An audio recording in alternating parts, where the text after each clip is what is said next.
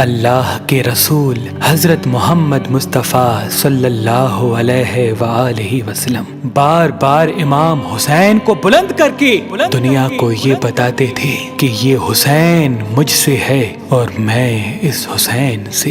اے لوگو، اگر اس حسین پہ کوئی مشکل وقت آ جائے اور یہ تم سے مدد طلب کرے تو اس کا ساتھ دینا، کیونکہ یہ جنت کے جوانوں کا سردار ہے، میرا خون ہے، میری اولاد ہے۔ لیکن افسوس، ابھی رسول اللہ کی رحلت کو تھوڑا وقت ہی گزرا تھا کہ کربلا کے میدان میں ایک طرف 9 لاکھ کا مجمع تھا تو دوسری طرف وہ حسین جس کو اللہ کے رسول اپنے کندھوں پہ سوار کرتے تھے۔ امام حسین علیہ السلام اپنے نانا کی امت سے بار بار کہتے رہے کہ کیوں میرا رستہ روکا ہے؟ اے لوگو، پہچانو، میں تمہارے نبی کا نواسا ہوں۔ کیوں 3 دن سے میرے بچوں کو پیاسا رکھا ہے؟ کیوں میرے عزیز و اقارب کو شہید کیا ہے؟ بتاؤ، کیا میں نے رسول اللہ کی شریعت میں ترامیم کی ہے؟ کسی انسان کا حق کھایا ہے؟ کسی انسان پہ ظلم کیا ہے؟ اتنے میں فوج یزید ایک آواز میں کہنے لگی، اے حسین، ہم سب تجھے تیرے بابا علی کے بغض میں قتل کر رہے ہیں تاکہ یزید ہماری جھولیاں دولت سے بھر دے۔ امام حسین نے فرمایا، اے لوگو، آج جس اسلام کا علم تمہارے ہاتھوں میں بلند ہے، یہ علم میرے بابا علی نے بلند کیا۔ مت بھولنا، خیبر و خندق میں اگر علی نہ ہوتے تو اسلام کی فتح ناممکن تھی۔ وہ علی جس نے پوری زندگی اسلام کی تبلیغ کی، حق کو بلند کیا، رسول اللہ کی حفاظت کی، آج اس علی کو یہ اجر دے رہے ہو۔ اے لوگو، بتاؤ، اللہ کے رسول نے بار بار میرے بابا علی کا ہاتھ بلند کر کے فرمایا تھا کہ جہاں حق ہوگا وہاں علی ہوگا، جہاں علی ہوگا وہاں حق ہوگا، اور آج اس علی اور اولاد رسول کو یہ اجر دے رہے ہو۔ اتنے میں یزید کی فوج کے سپہ سالاروں نے دیکھا کہ کہیں فوج میں بغاوت نہ ہو جائے۔ اے شمر، کیا دیکھ رہے ہو؟ حملہ کرو۔ بس لاکھوں کی فوج نے جب رسول اللہ کے نواسے پہ حملہ کیا، امام حسین علیہ السلام نے اللہ کا نام لیا اور ذوالفقار کو نیام سے نکالا۔ تاریخ گواہ ہے، ایک طرف لاکھوں کا مجمع اور ایک طرف 3 دن کا بھوکا پیاسا حسین ابن علی۔ زمین پہ اس طرح کی جنگ پہلے کبھی نہیں دیکھی تھی کہ ایک تنہا انسان لاکھوں کے مجمع کو اس طرح سے فنار کر رہا ہے کہ فوج اشکیا واپس پلٹ کے بھاگنے لگی۔ امام حسین فوج یزید سے مخاطب ہو کے فرماتے ہیں، آؤ، 3 دن کے بھوکے کی جنگ دیکھو، 3 دن کے پیاسے کی جنگ دیکھو، رسول کے اس نواسے کی جنگ دیکھو، اس کی جنگ دیکھو جس کا جوان بھائی مارا گیا، جس کے جوان بیٹے کو نظروں کے سامنے قتل کیا گیا، جس نے اپنے ہی ہاتھوں سے اپنے بچے کی قبر بنائی۔ امام حسین شیر کی طرح فوج یزید سے لڑ رہے ہیں۔ اتنے میں آواز غائب آتی ہے، حسین، تیرا اللہ تجھ سے راضی ہوا۔ بس اس صدا کا سننا تھا، امام حسین علیہ السلام نے اپنی ذوالفقار کو تھام لیا۔ اتنی میں عمر بن سعد کہتا ہے، شمر، کیا دیکھ رہے ہو؟ یہ علی کا شیر ہے، اس کو مات دینا ناممکن ہے، جاؤ خیموں کو آگ لگا دو۔ بس کچھ ظالموں نے بیبیوں کے خیموں کو آگ لگا دی اور کچھ امام حسین کو دور سے تیر مارنے لگے۔ امام حسین کبھی بیبیوں کے خیموں کی طرف بڑھتے ہیں، کبھی فوج کی طرف جاتے ہیں۔ عمر بن سعد اور شمر نے فوج کو 4 حصوں میں تقسیم کر دیا اور یہ کہا کہ کوئی بھی حسین کے قریب نہ جائے، جس کے پاس جو چیز ہے وہ دور سے حسین کو مارے۔ جس کے پاس نیزہ تھا اس نے نیزہ مارا، جس کے پاس تیر تھے وہ تیر مارتا رہا، جس کے پاس برچیاں تھی وہ برچیاں مارنے لگا۔ تاریخ نے لکھا جس کے پاس مارنے کے لیے کچھ نہ تھا وہ کربلا کی گرم زمین سے مٹی اٹھا کے امام حسین کی طرف پھینکتا رہا۔ امام حسین کے جسم مبارک پہ ہزاروں زخم لگتے رہے، آپ کے جسم مبارک پر اتنے تیر تھے کہ آپ کا جسم مبارک نظر تک نہیں آ رہا تھا۔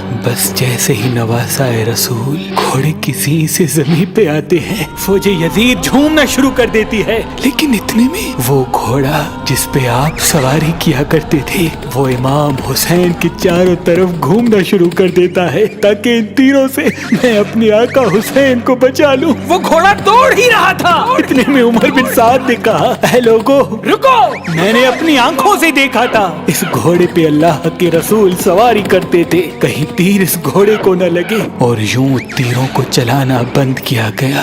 افسوس ہے ان لوگوں کو اس گھوڑے کا تو احترام معلوم تھا جس پہ رسول اللہ سواری کیا کرتے تھے، لیکن اس حسین کا احترام بھول چکے جن کو اپنے کندھوں پہ سوار کر کے امت کو دکھایا کرتے تھے۔